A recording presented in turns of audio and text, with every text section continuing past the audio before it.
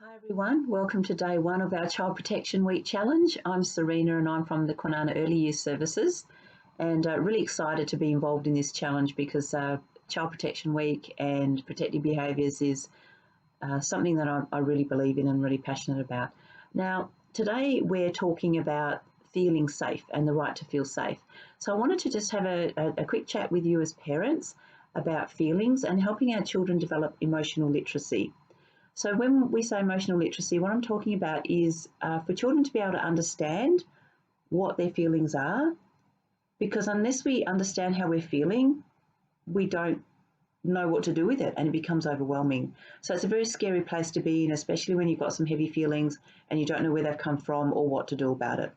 So when children know and understand their feelings, they learn to trust their feelings. They learn to trust that it will get better. They learn to trust their ability to manage those feelings. And that, of course, then leads them to feeling safe. And, of course, a child doesn't know if they're feeling safe if they don't know about how they feel, if they're not able to name it. The important part of emotional literacy is being able to name how you're feeling, being able to be aware and to recognise how you're feeling. So I'm going to talk about anger in particular as an example, and this applies to all feelings, but I'll use anger because it seems to be one that we all struggle with as parents. And I've worked with children for a very long time. And whenever I talk to children about their feelings and I ask them, when do you feel angry? And a very common response is when I'm naughty. And so it's easy to see where a child goes from feeling angry to believing that feeling is naughty. So one of the most important lessons we can teach our kids around their feelings is that there is no bad feeling. If there's a bad feeling, then that's scary. Okay, that's scary for a child that a feeling is bad because the feelings, they belong to us and then we feel that defines who we are. So there's no such thing as a bad feeling. A feeling is just a feeling. It's what we do with that feeling that is right or wrong, but there's no right or wrong feelings. Anger, I'll take anger because again, I said that's one that we struggle with. And it's also one that when I talk to parents and I ask this question, when can anger be a good thing? And a lot of parents say to me, never. But I'd really like you to stop and think about that because anger can actually be a good thing.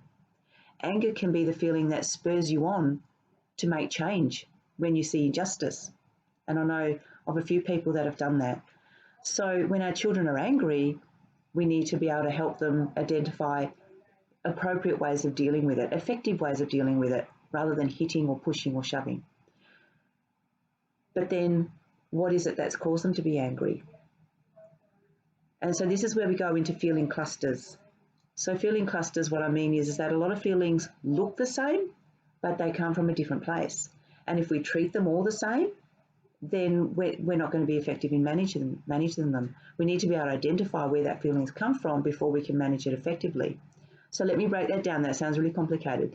So for example, you've walked in and you've seen your child in the playroom and they're screaming in a screaming fit on the floor, and it's easy to come to the assumption they're angry.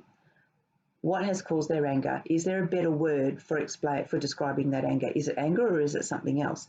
Have a look around for clues. And you may see that there's blocks and they're all scattered all over the floor, and there's probably one over in the far corner because in their frustration, they've just thrown it. You can pretty much figure out, well, they've been trying to build a tower. I saw them before trying to build a tower and it kept falling down, and I saw them, getting agitated and starting to growl and grunt every time it fell over. And then they finally that was it. I've had enough, and the whole lot's gone flying. That's not anger, that's frustration. And so we could say, and the trick to helping our kids identify it is to know your children's feelings, know when they're starting to build up, know the early warning signs. We're going to be talking about early warning signs later this week. And say, oh, it looks like you're getting frustrated. I know it's really frustrating when things don't work out the way you want, isn't it? What do you want to do? Do you want to keep trying? Do you need me to come and help you? Would you like some help? Or do you want to keep trying on your own? Or do you want to just give it a break for now and come back and do it later? And you can model that yourself. You'll be trying something new. Maybe you're trying a new recipe in the kitchen, or you're trying to, you're making some craft activity, or there's something you're trying to fix, or trying to set up something on the computer. That's a good one for frustration. Talk about how you're feeling. Oh, this is getting me really frustrated. It's not doing what I want it to do. I'm just going to have a break and I'm going to come back and try again later. Talk out loud. I know it feels weird, but that's how your kids will learn. Or you could say, I'm going to ring up my friend. He knows what to do. He'll explain it over the phone. Or you could say, I'm going to keep on trying. I know I've got this. But also know when to quit. Sometimes the child may be disappointed. Maybe they've been looking forward to going to the park and it started raining and you've said, no, we can't go to the park because there's a storm coming. Your child doesn't understand the consequences of a storm and why that might be dangerous. They don't care about getting wet in the rain.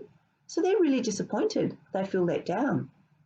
Acknowledge how they're feeling. There's nothing wrong with feeling disappointed. When did you feel disappointed? Think about when you felt disappointed. Think about when you felt frustrated. And think about if someone had come to you and told you off for being angry and then sent you to time out when you're already frustrated and disappointed, and how you would react to that.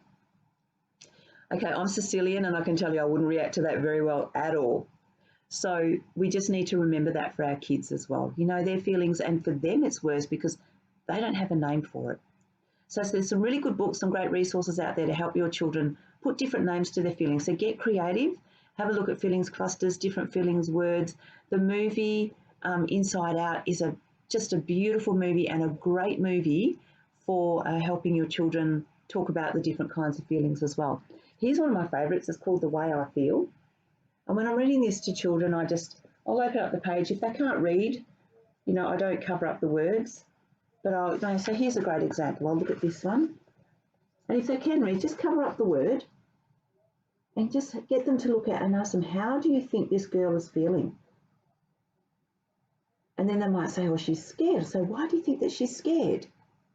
And then get them to look at what's going on around. Look, there's thunder and lightning outside. It's dark. Talk to them about how do they feel? What happens in their body when they feel scared? Because they can relate to that. What about this girl? This is a hard one. Most kids will look at that and they'll say she's angry or she's sad.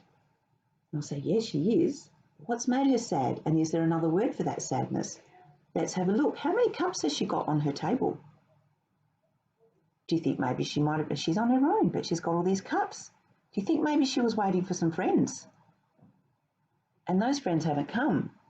Most children don't know the word disappointment. So this is where I introduce them. She's feeling disappointed. She was really looking forward to something and now she's disappointed. Can you remember when you felt disappointed? And talk to the kids about when they felt disappointed. And then what did it feel like in their body? So over time, as we talk to our children about and give them different words for their feelings, they learn to trust that. And just one final point, if we continue to use the same word, that gets really confusing.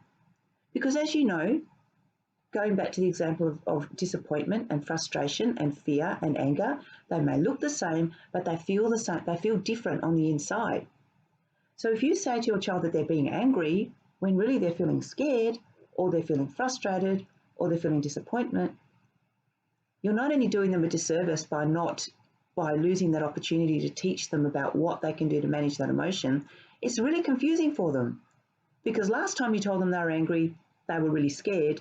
And that felt different to today when they're really feeling frustrated. Hope that makes sense.